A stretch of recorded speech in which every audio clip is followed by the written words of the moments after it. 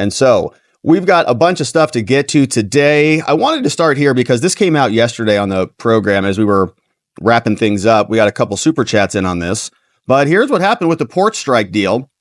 And they're framing this from Politico as a win for the Democrats, right? Says the port strike deal ends a no-win dilemma for the Democrats. So it's a big victory for the Democrats. Stuff that is problematic for the party in power is bad for them during elections, okay, which is why they wanted the summer of love to really animate itself when Trump was in charge. But now when there's a problem, they minimize it because they want to say that Joe Biden and Kamala Harris have done a great job. And so if the ports are closed while they're in charge, that's bad for them. So now this port strike deal ends a no-win dilemma for the Democrats. Politico's talking about it, saying quiet and finally public pressure from Joe Biden and his team helped seal the agreement. People familiar with the White House thinking said.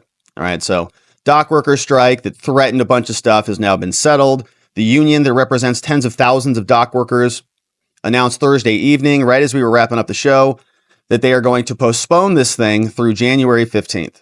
Get us through the election into the next year, and then the next president can deal with it.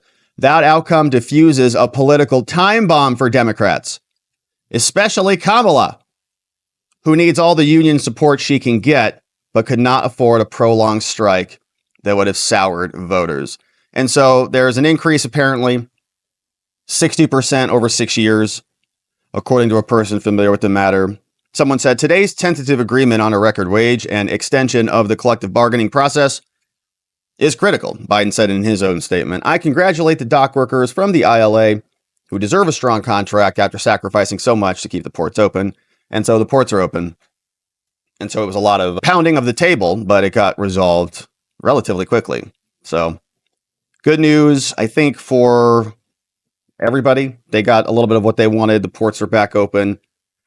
Joe Biden, big victory for them. They don't have to deal with this in the middle of an election.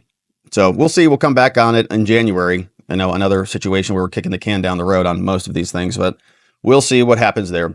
Now, there was also this jobs report that came out today, and it was a big one. So September, 254,000 jobs came in, really above the estimate.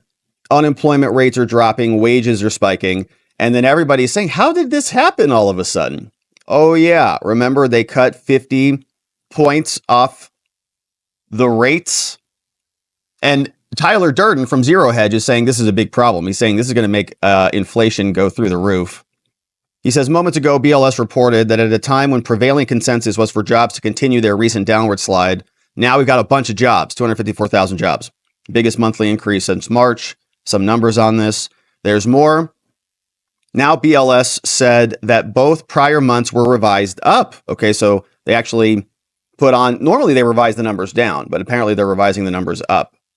The estimate means that 150,000 is consistent with a return of the economy to trend growth, which means that inflation is about to come back with a vengeance, just as the Fed launches its easing cycle.